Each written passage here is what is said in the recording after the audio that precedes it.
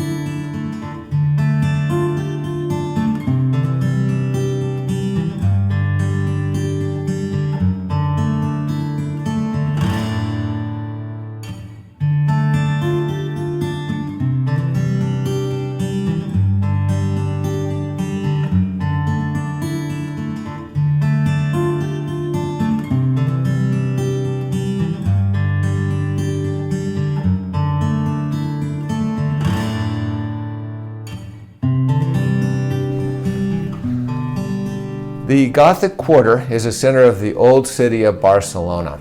And as you saw in some of the pictures, I showed some of the old Roman ruins, so there's some very ancient portions of Barcelona.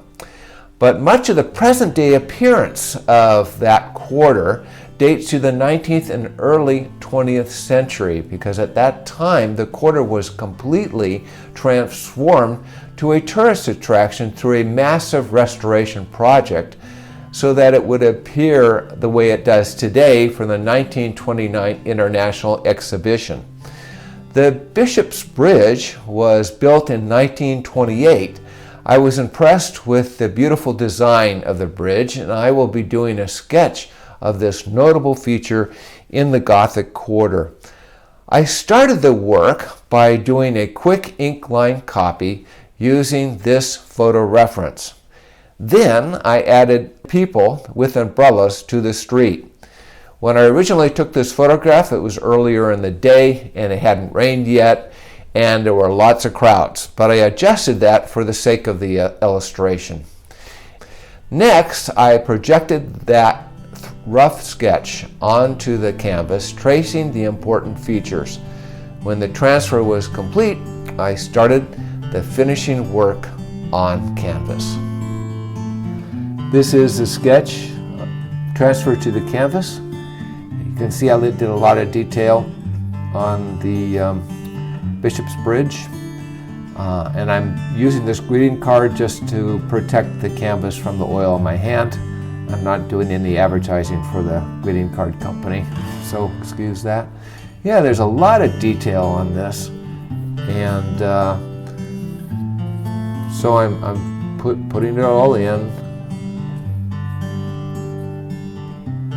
Not extremely detailed, but in a very sketchy fashion, because that's my style, and that works best for what I'm planning to do. I'm drawing character into this. I'm not trying to do a photorealistic piece. Now I'm going to start doing the rain. And I'm just doing streaks coming down on the wall. I'm not putting all the little detail of the rock in.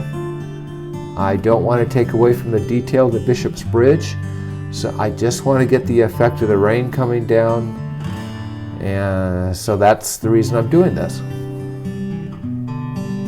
There's a door there, a window.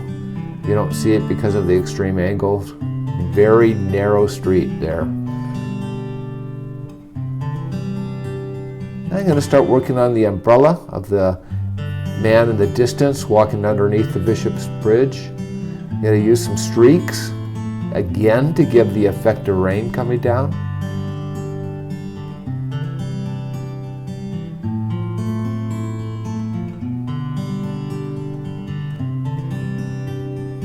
Little shading there underneath the bridge.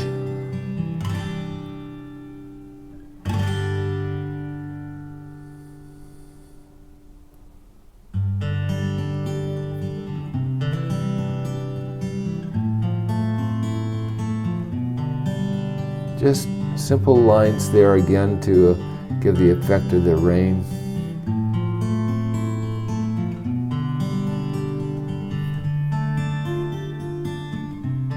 I'm deciding what I want to emphasize and what I want to just disregard. For example, a lot of the detail in the buildings in the on the other side of the Bishop's Bridge. Now I'm doing the balcony. I'm not doing all the windows in those buildings are in the distance, because that would just distract from the artwork.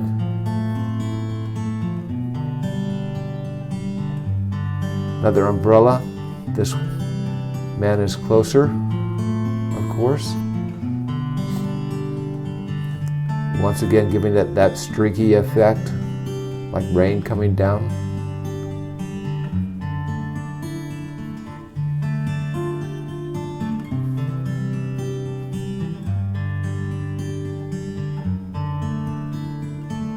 And that woman in the middle ground with her cane walking away underneath the bridge has a little story to tell there.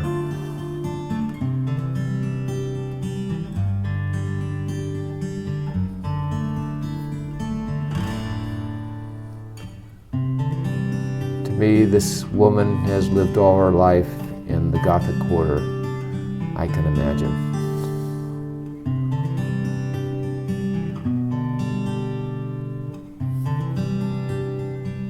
Now I'm defining the edge of that one building.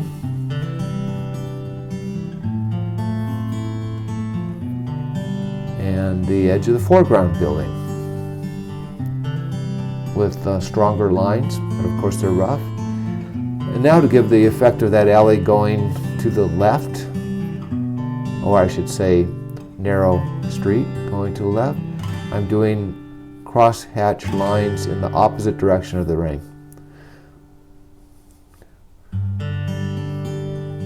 Now I'm working on the other umbrella of the woman that's walking next to the man in the foreground.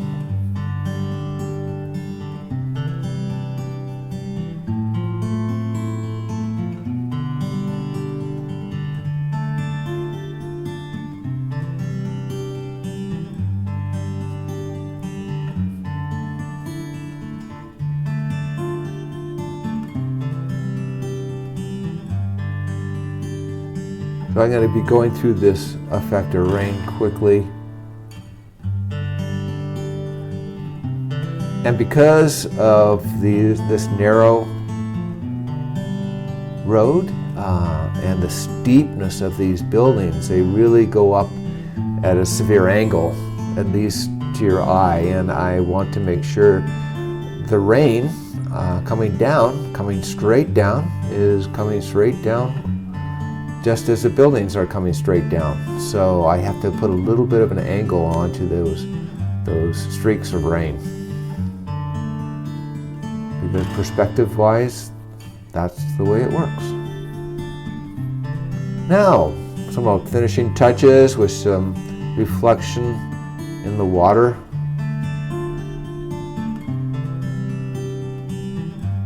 That'll be just about as far as I go.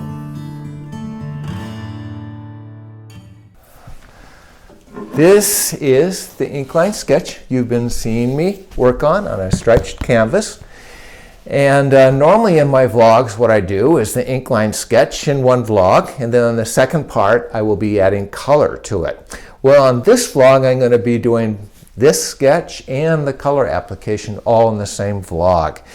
And the reason for that is I believe that is the complication with regards to the color application is not going to be quite as much as some of the other pieces of artwork I worked on, so it's not going to take as long.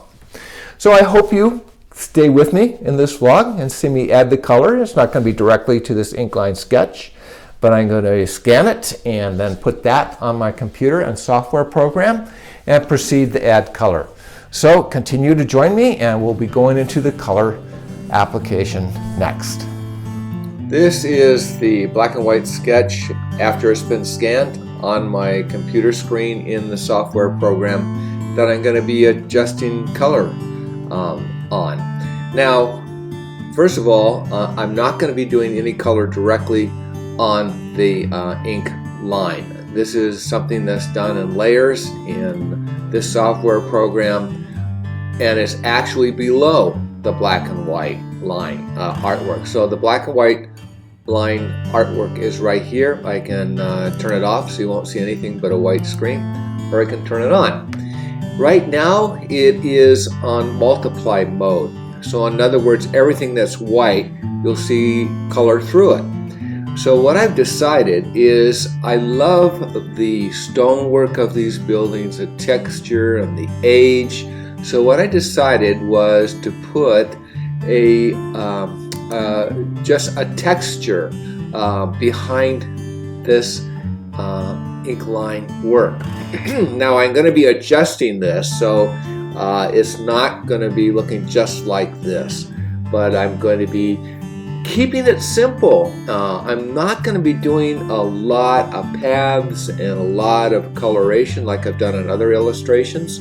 But I am going to be doing some work that to me really exemplifies that time that we spent in the old city and Gothic Quarter, and the rain that came down, and the moat, and it was nice, and it was quiet and peaceful. And as you can see, there's only a few people in this illustration, and at this time that was the case. There was just a few people because everybody wanted to get out of the rain. But it was fun. It was fun walking in the rain and experiencing this very old city. So what I did, first of all, is I fixed this, and I've created some paths. When I say I fixed it, what I mean to say is I'm going to be adjusting the color in it on the outside. So I have an elliptical path here that I created, and I'm going to choose that path. I'm going to make selection of that path, and in this case I'm going to feather it a lot. It's going to be very soft, and so it's 250 pixel feathering. So let's say OK on that. Now if you can see all little ants running around there. Now I could change the color on the inside, but that's not what I want to do. I want to change the color on the outside of this area. I want to keep the tan feeling on the inside, the more the rock wall effect, and I want it to go off. So what I'm going to do is I'm going to inverse my selection, so I'm actually selecting this outside area. I'm going to go back to layers, and first of all I'm going to duplicate this layer in case I make a mistake, because I don't want to go back and forth. I'm just going to work on the background copy to start with.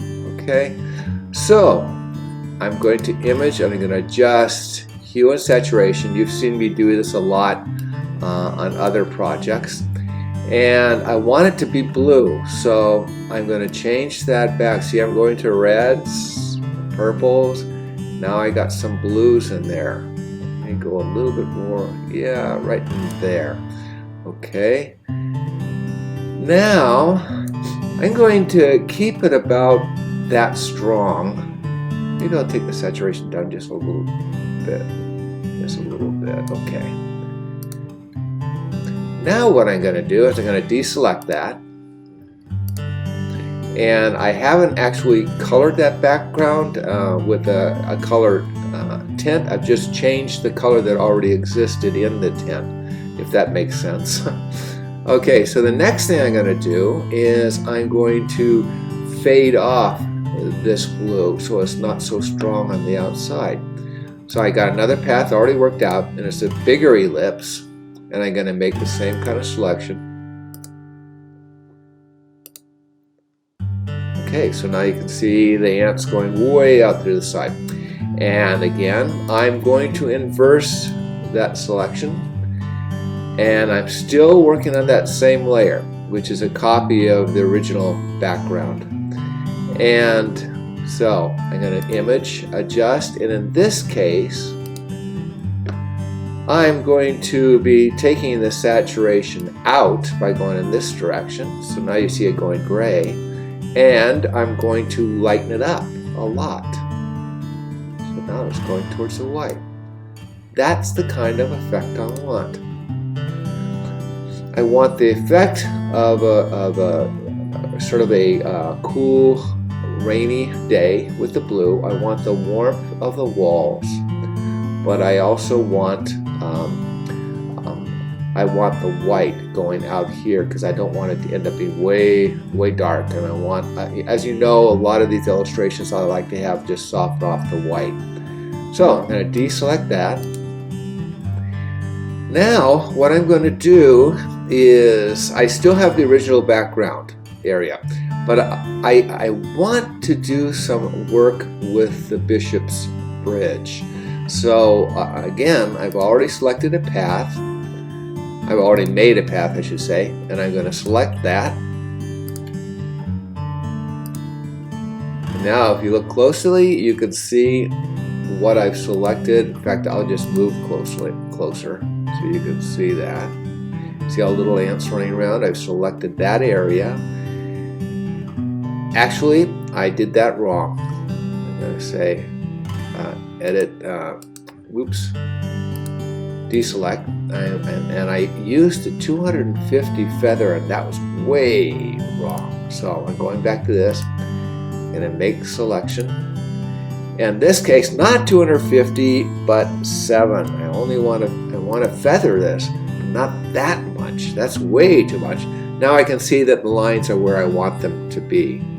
Okay, now I'm gonna view. I'm gonna fit on screen. And you can see I've gone up into the blue area, but what I'm going to do is I'm going to copy from the background color, which has not been affected by that blue, okay? And I'm going to select that, okay? I'm going to edit, copy, and then I'm going to edit, and I'm going to do a special place, paste in place. So now I'm going to turn off the background layer, and you can see that I've just picked the portion of the background that I want to do some work with. So let's call this Bishop's Bridge.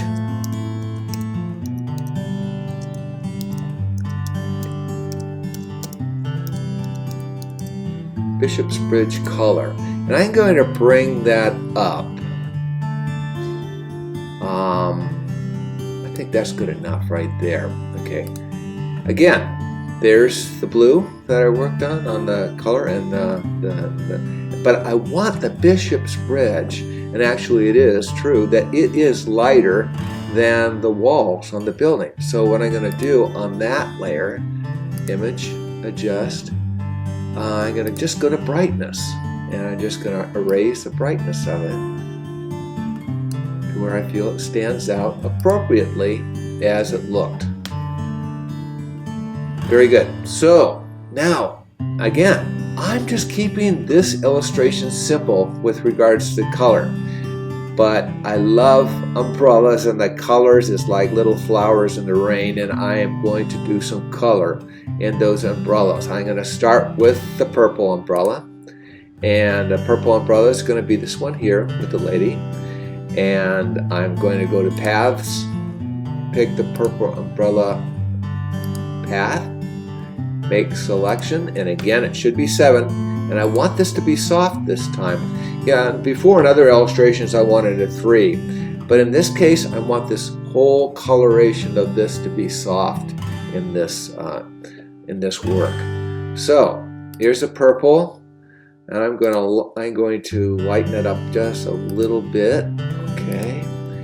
Now let's go back to layers. Now, if you notice that purple umbrella layer is on multiply, and all I'm going to do is on that I'm going to edit fill with the foreground color. That's white. I want foreground. Okay. Deselect. Okay, that's the effect I want. The purple umbrella for that lady. Now let's go to the next one. The blue umbrella. That's going to be for the man. Once again, that's multiply. I'm going to go up to the paths, go up to the blue umbrella, make selection, again 7. Now, I don't want to use purple, so I'm going to go up. And you know what? I really would like, if possible, for all these to have the same amount of hue in it. So I'm going to just take this down to the blue and get a blue I'm happy with, probably right in there.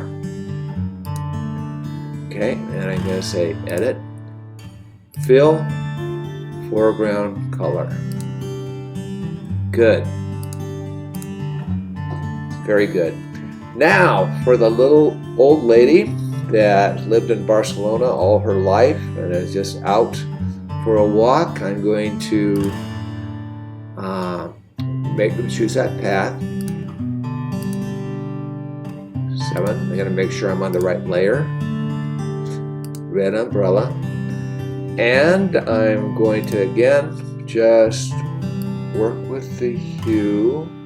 Just go down and scroll in to where I feel comfortable with the red. That's good. Okay. See how it works. Good. Not too bright a red. just a nice earthy red and blue and purple. Let me get up close to this so you can see the effect it has and the softness. You can see it's a little bit soft, so it has a little bit of a white edge. This is the kind of effect I want on this illustration.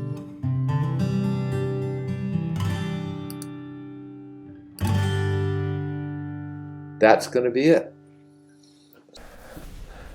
Thanks for joining me in this vlog and the videos that I showed with regards to my making the ink line sketch, and then also the color application to that sketch. Now, if you're interested in obtaining this sketch or investing in the original or a glissé museum quality print of this original black and white sketch, or again a museum quality color of that sketch as I did in the latter part of the vlog, please go to my website at TravelnSketch.com, and there you'll see two buttons, one of which will lead you to my gallery of other sketches that I've done, both in ink line and the color application, and that is right currently on Etsy.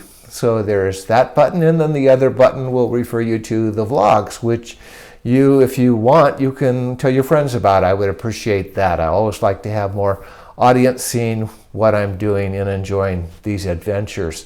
Now, the next adventure in Travel and Sketch, we're going to be leaving Barcelona and going to Italy. So I hope you enjoy me for that beautiful area of Italy, which is Lake Como.